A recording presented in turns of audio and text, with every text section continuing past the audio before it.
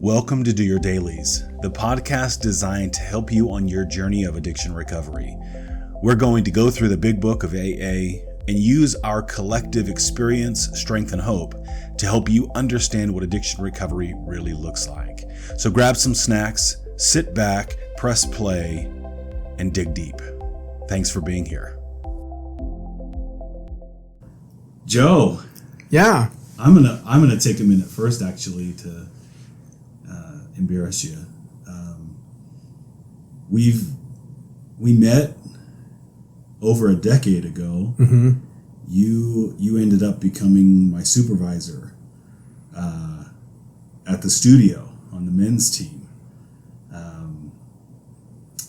But yeah, I've known you in the field of recovery for over a decade, and to the point where I've sent loved ones to you for help. And when I talk about you, I say, of anyone I can think of, you know the big book more than anyone I think I've personally met.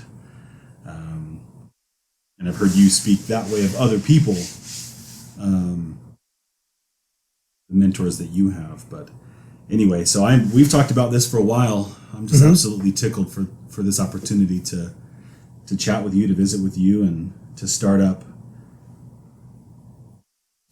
these discussions and these shares as we dig into addiction recovery and sharing the message. So will you take an opportunity and explain who you are and what we're doing here? Sure. So my name is Joe Elder. I'm a therapist in private practice here in Spanish Fork, Utah. I've had the opportunity to work in addiction recovery treatment for over 20 years. I'm also a man in recovery from alcoholism for over 20 years. And I've had the opportunity to really have a very unique experience in that I believe my journey into recovery was like going to graduate school and getting to know the best and the brightest minds in addiction recovery. And I had this opportunity in the treatment center that I first started working at. I was almost done with my graduate degree, and they didn't have any counseling positions. So I had this opportunity to start out at literally at the PRN level, where they'd call me in for a shift. And I literally started to get to know the organization of a treatment center from the very bottom stage of like employment. You know, they'd call me in, they'd ask, "Hey, we need you for this shift. We need you for this shift."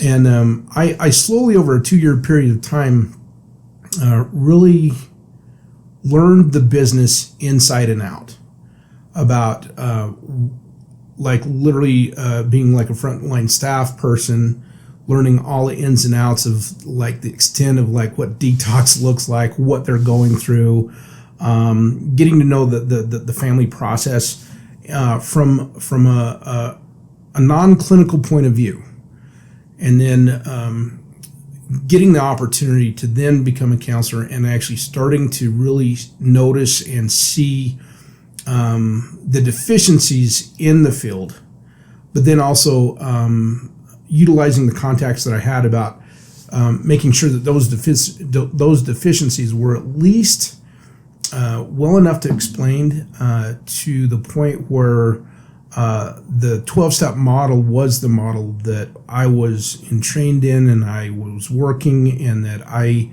personally believed in, that would transform people's lives from a state of complete dependency on a substance or a behavior to getting them free from that. From that point of view, I then worked for 15 years as a therapist, just really effectively working with clients, their families, clinicians, and referents all over the globe to help people that were struggling with this disease. And it's my personal mission to help people understand that there is relief from addiction. I just don't want to do it one client at a time. there's too much of a need with kind of where we're at in today's society to where I want to really have my voice be heard from as many people as possible to help them understand these principles to get well.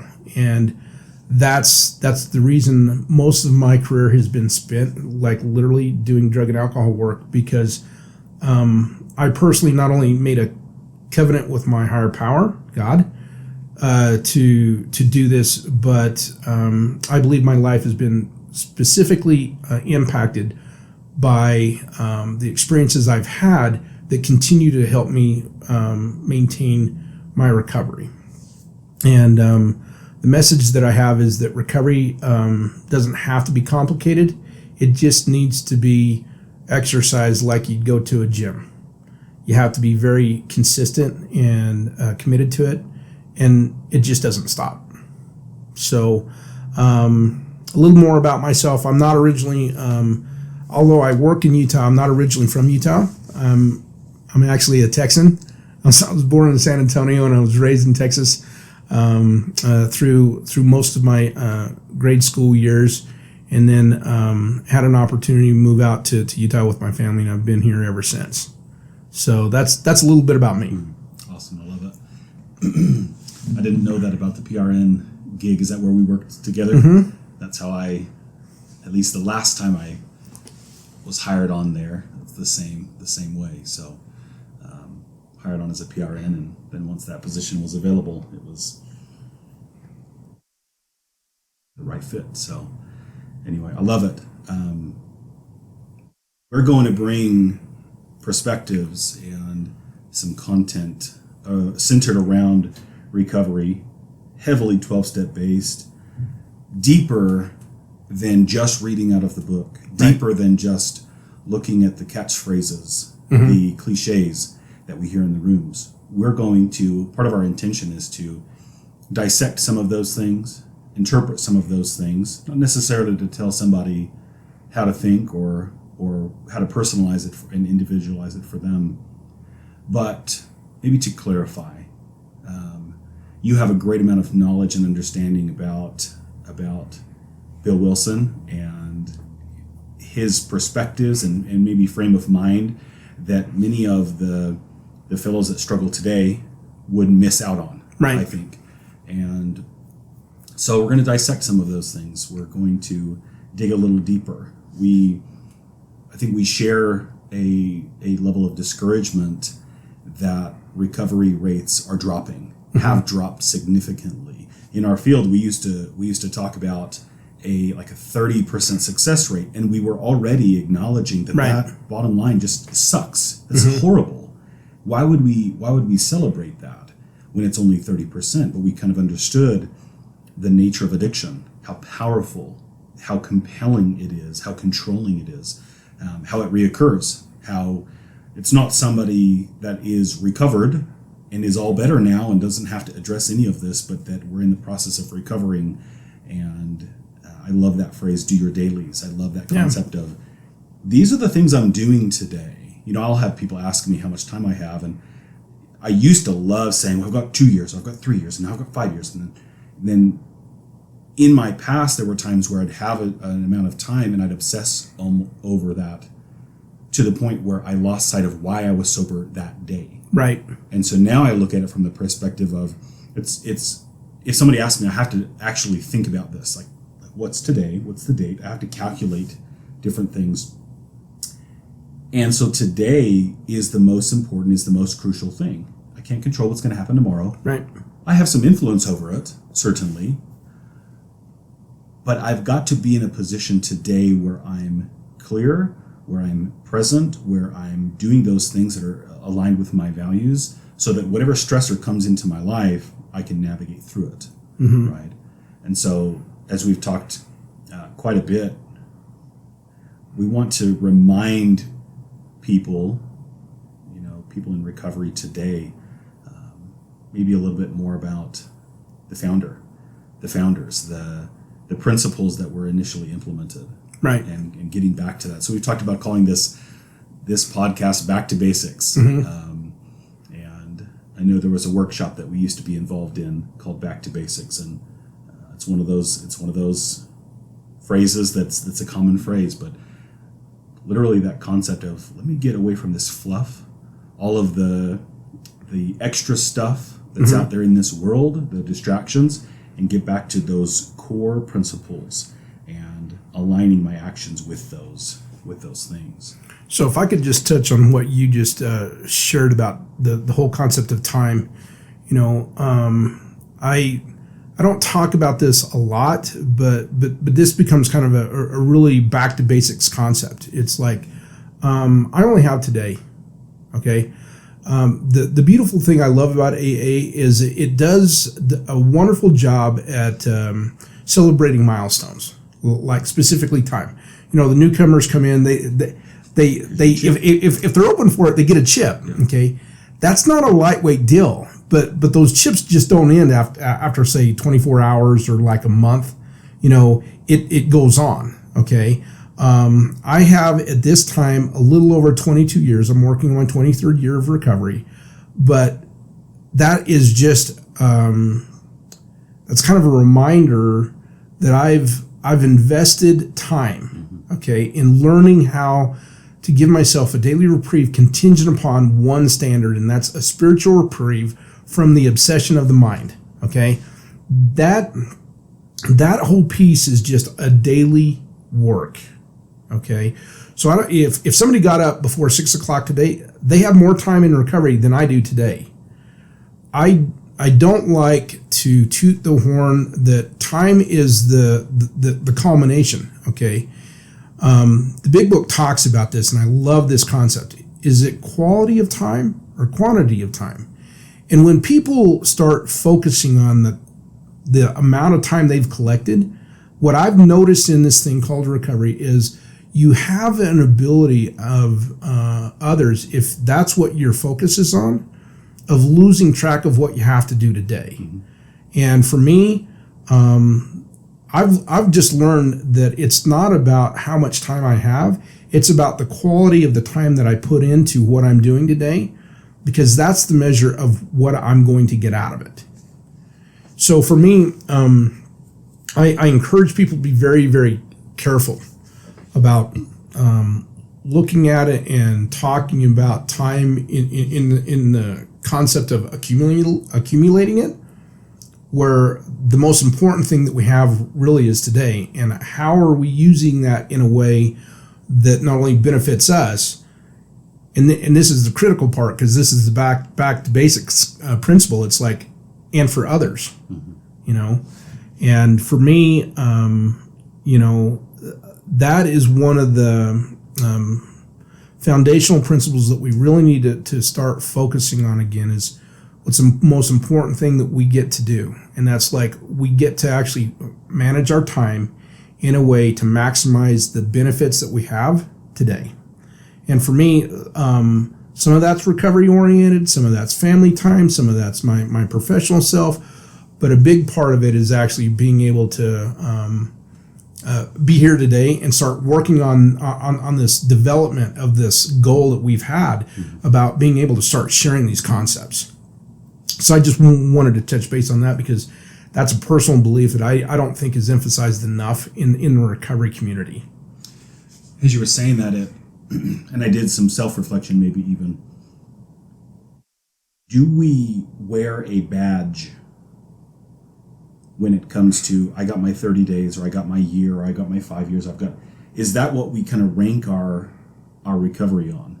That now I have this time, thus I must have really great recovery. Right. As opposed to, and I'll tangent for a moment, knowing other people who've had a dozen years, 20 years or something like that, but they were miserable in life. And there's that idea of, well, at least I'm sober today, but and working in the rooms and working in treatment and all of those things, I'd have newcomers who would say, if that's what recovery looks like, I don't want it. Right. That person looks miserable. Yeah. They're grumpy, they're angry, they're critical of everything. And if that's what you guys are selling, right, I don't know that I want that. And so I think there may be that that insecurity or that something lacking, something missing, or us feeling overwhelming guilt and shame and things that way, where we go, here's my struggle, but I've got 30 days, but I've got this amount of time, as opposed to what are you doing today to continue that work, to continue that improvement, right? And especially, like we've talked about a great deal, sharing the message with those who are still afflicted, still suffering, lost, wandering, whatever terminology we want to use, but being a beacon, being a catalyst for that change.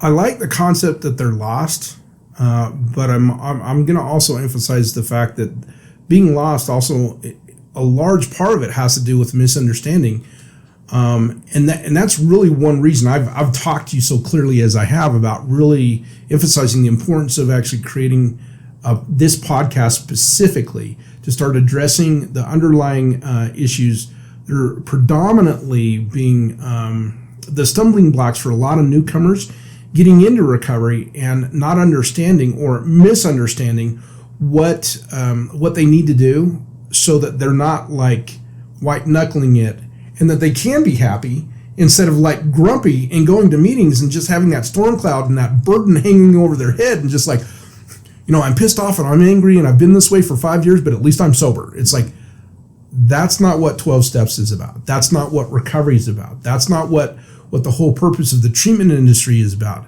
I don't want anybody to suffer anymore. That's somebody that's suffering. Okay? That's not what recovery should ever be assumed that that's what it looks like.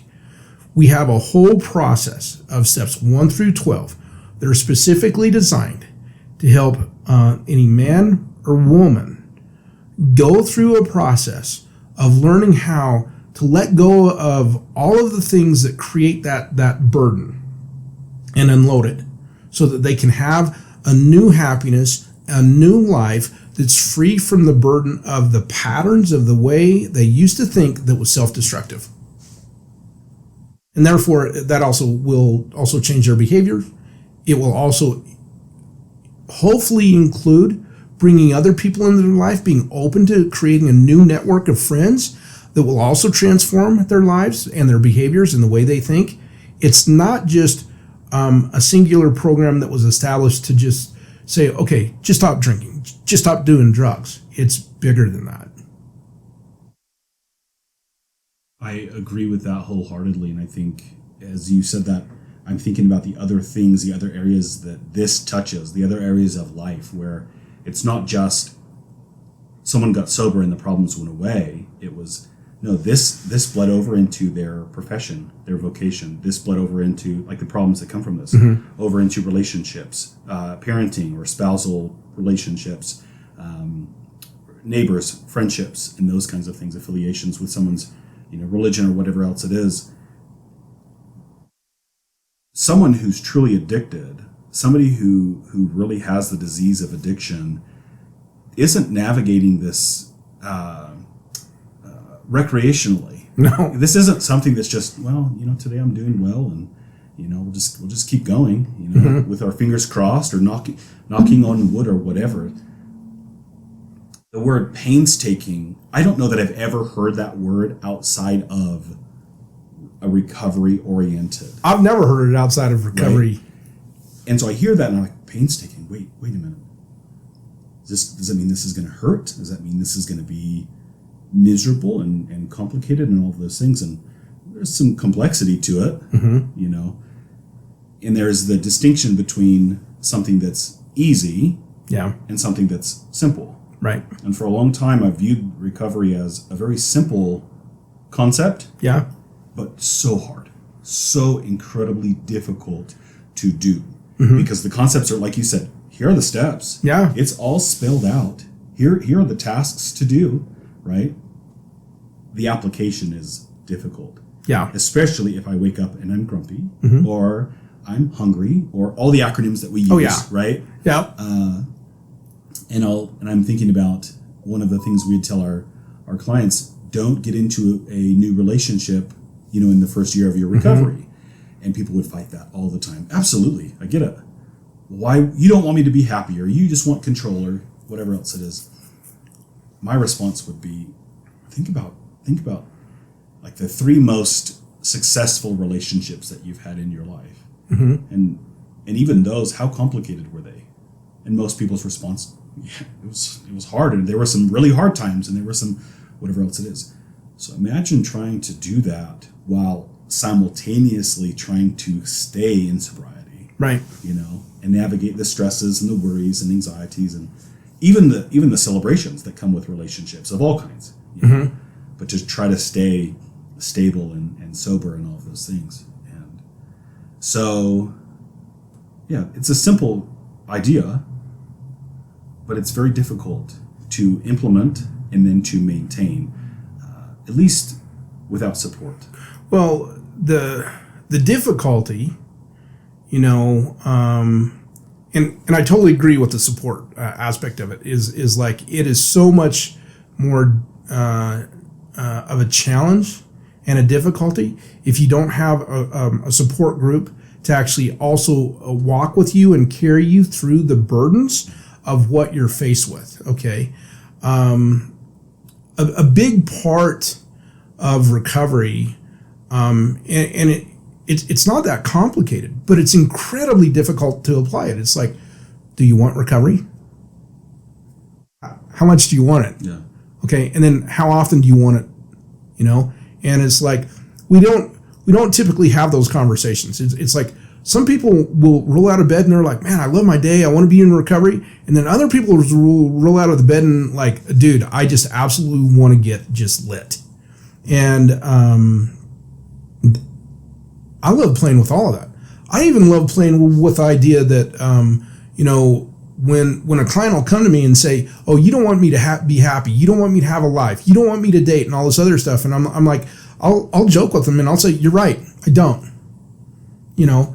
And then I have to actually go into the bigger questions like, okay, but do you know why?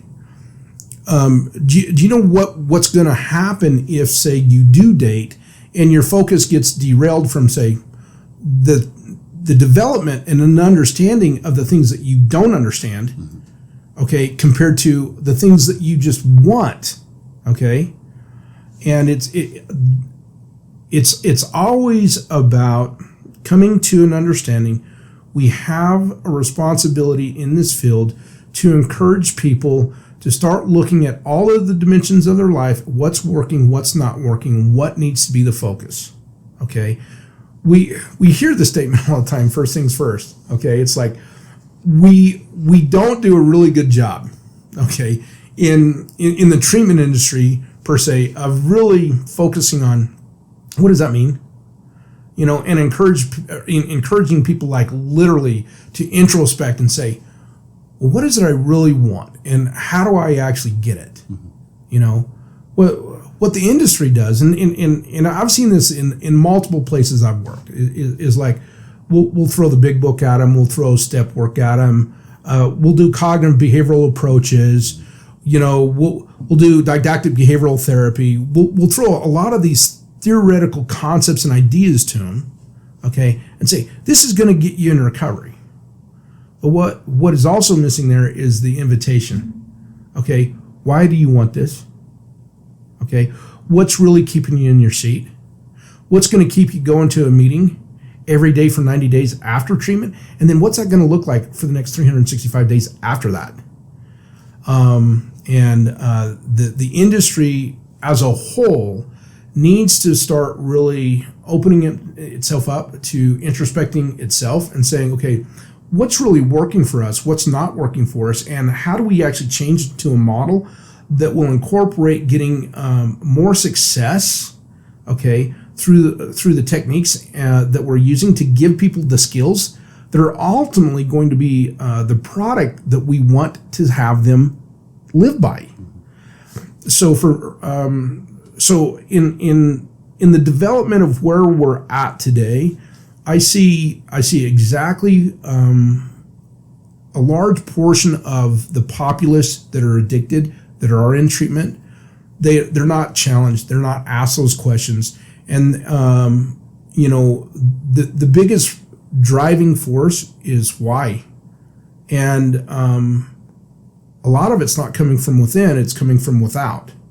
It's like, well, mom and dad said I had to do this, or I got a nudge from the judge, or, I was told to do this because, I'm going to get something, out of this other than, going to jail or being incarcerated, or, having to continue to not have the support that I want from, say, this group or my family. And we're losing people because we're not really emphasizing that critical question of, why are you here? What is your plan? And then what are you going to do after you've completed this journey called treatment? Okay. The real struggle for most people is they don't go in to treatment other than with this idea of, I'm going to get clean and sober. Okay. Treatment isn't about getting clean and sober. Treatment is literally about stabilization. How do I temporarily stop the disease from progressing? How do I actually start educating myself about what are the patterns and the behaviors in my life that continue to get me sick? And then once they're done literally with treatment, then the encouragement is that, oh, by the way, there's more. Okay. And some people will do it. Some people won't do it. And some people don't even have a clue of like what that looks like. They're told about it, and maybe they're not even told about it. Maybe they're just told 30 days is enough. And then they think they've quote unquote got it. And there are those times where, hey, just go to treatment for 30 days. Right. Because that's all somebody will agree to. Or right. somebody will agree to a week. Right. We know the resistance, we know all the justifications and the reasons why I shouldn't go to a treatment program or anything else. And so it can feel like a bait and switch kind of a thing. But what I'm hearing you say is, oh, so I just don't go get sober and then my problem is solved? Right. I've got to figure out how to stay sober. Mm-hmm. I've got to figure out how to continue my recovery. Right. Continue in my recovery. Right. To strengthen it, to improve it, to enhance it, and all of those things. It's not an event that just happens and takes place and I get a badge, I get a certificate, there's a commencement. Right. There's more to it than that. Well, if I have a medical condition that requires, say, medication, and I don't take that medication, and it's known to actually create more problems once I stop taking the medication, and that the disease will progress, okay, then I've got a reason to start taking medication and be consistent with that medication, okay? That same concept absolutely applies to addiction. We have a physical disease, okay? And it's a chronic progressive disease that only gets worse, never better, unless it's treated.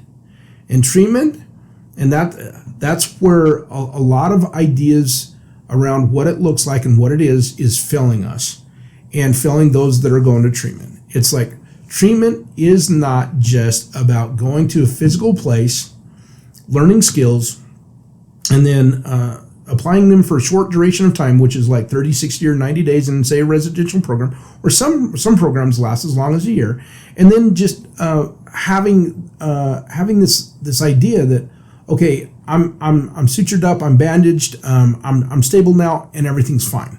Okay, that's the initial work of what treatment's about. It's about stabilization.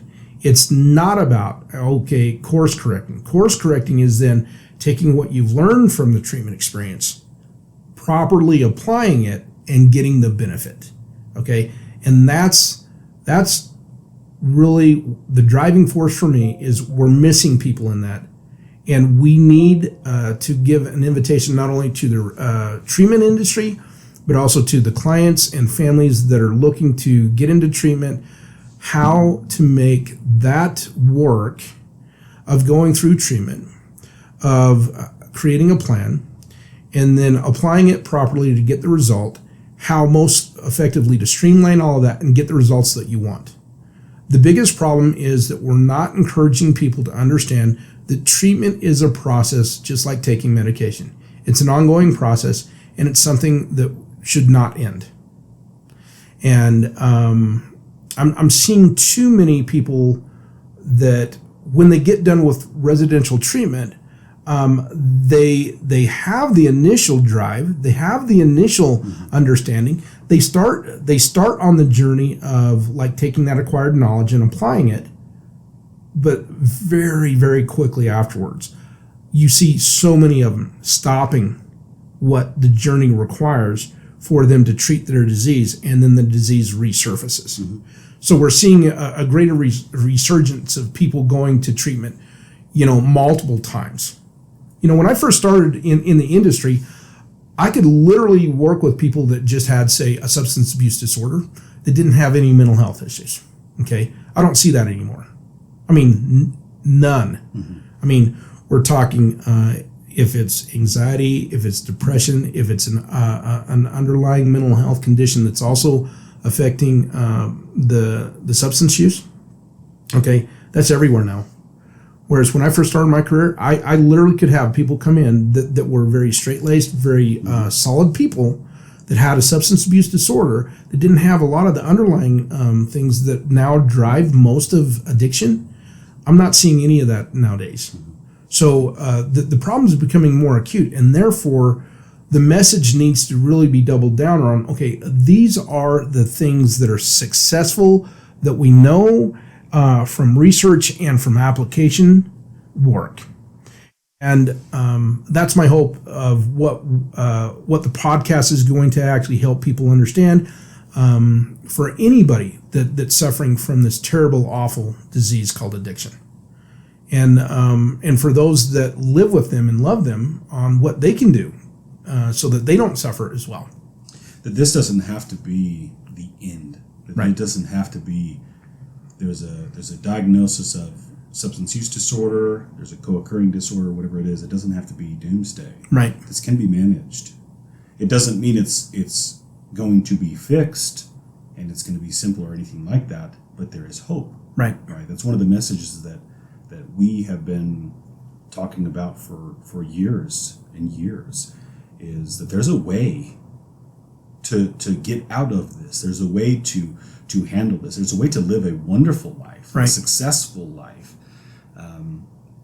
We've encountered people who are incredibly successful in their profession, in their families, and something occurred to lead them down this path, and they needed some support. And now with that support, with managing the illness, they get to go back to life, and it's different. The operations are different, but can be successful. I worked in a facility, a mental hospital, for a time, and part of my responsibility was to help people stabilize and then return to the court system. Right. Who would then determine them to be competent to stand trial for whatever had brought them my way to begin with. And most of the time, that stability, that stabilization came from good sleep, good nutrition, medication, psychiatric care, and some education. And they'd get back on their feet, and they'd oftentimes would get out of the facility. They'd be out on their own, maybe probation or something along those lines. Some kind of supervision was still involved. But there was this feeling of, when they would come back, there was this feeling of, I got out, I was feeling better, and I kind of looked at that bottle of pills and I don't need these anymore. I'm feeling good. So they'd throw them away. Right. And the days would go by, the weeks would go by, and they'd decompensate. The illness, the mental illness, whatever the struggle was, would resurface, would worsen, and they'd return to a similar behavioral pattern that got them working with me in the first place. Right. And it became this revolving door of, as you're saying, people getting out of treatment center is going, I feel good now. I probably am not an addict. I'm probably not an alcoholic. They may have just... They brainwashed me. They exaggerated this. Right. And I'm good. I'm not this way. Right. And so I don't need the meeting. I don't need the sponsor. I don't need the medicine. I don't need the the big book or whatever it is, you know, whatever that concoction is that got that person well. I don't need this anymore because I'm stable, without realizing that that's what keeps them stable. That's what's keeping them being successful. Right. Is that foundation, those principles, right, and all that work.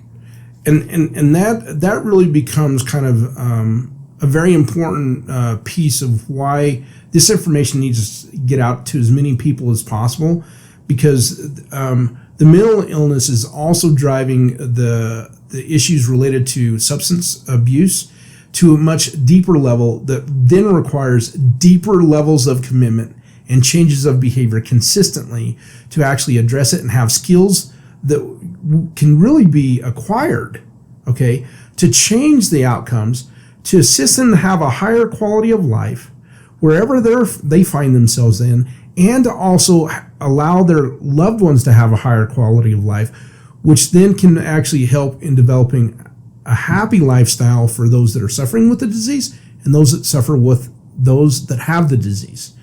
And for me, that becomes kind of our invitation, is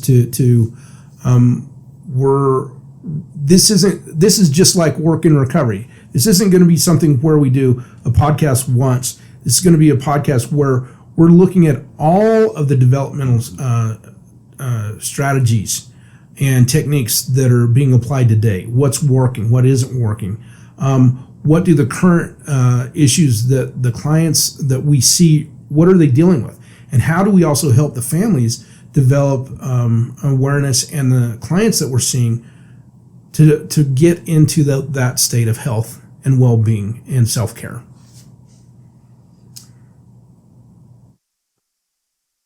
I love that invitation. I love that implied, this isn't a one and done thing. This is an ongoing process. It's an ongoing concept. And so I'm really looking forward to the discussions that I anticipate us having, the knowledge, the education that you'll bring to this space, to our listeners, to our clients, and seeing where this journey is going to take us. Yeah. Thanks for sitting down. Thanks for being here, and for the work that you do. It hits home for me. Yeah, and thank you for the opportunity, because I mean, this relationship that we've had for over 10 years, it's not changing, you know. And you've been a beacon of light where I've even sent clients to you, and I know the work that needs to be done, and there's not enough of us to assist in that work, and that's why this podcast becomes really an important part of like addressing the outlying issues that are not only in our community here in Utah, but also are actually presenting themselves throughout the entire world. Right. Because these are worldwide problems. It isn't just centered here in our community or in the United States. We've talked for a great amount of time, I think, on, you know, we can bring a client into our office and spend, 55 minutes with them or whatever it is, and have a good impact on that person and give our all. Group therapy, we can bring in 8 people or 10 people or 12 people. Yeah. And it's maybe diluted a little bit, or the attention or something like that, but we're helping more people. And our hope with this is, can we share this message with people on the other side of the country, people in other countries that, for whatever reason, would never go to therapy or counseling, would never set foot in a meeting, would never acknowledge that there's a problem, right? But they can hit play. Yeah. They can just listen, and hopefully it touches somebody's heart in a way that leads them to take the next step, wherever they're at on this journey. Right. Whatever that looks like, whether it's 20 plus years or whether it's, I'm going to go pour this down the drain now. And I'm going to make a commitment to myself and my higher power and anyone else. Right. And so I love the idea that all are welcome, and our hope that all will benefit in some way. Right. So, well, thank you, Jared. Chris. We'll talk soon. Thanks for checking out this episode of the Do Your Dailies podcast. If you like what you hear and what we're talking about, please like and subscribe and share this show with your friends. That's the best way to support us bringing you more content. You can follow us on YouTube and Facebook at Do Your Dailies and on X at DoYourDailies_. This podcast is brought to you by Hobble Creek Behavioral Health and is edited and produced by Motley Sounds.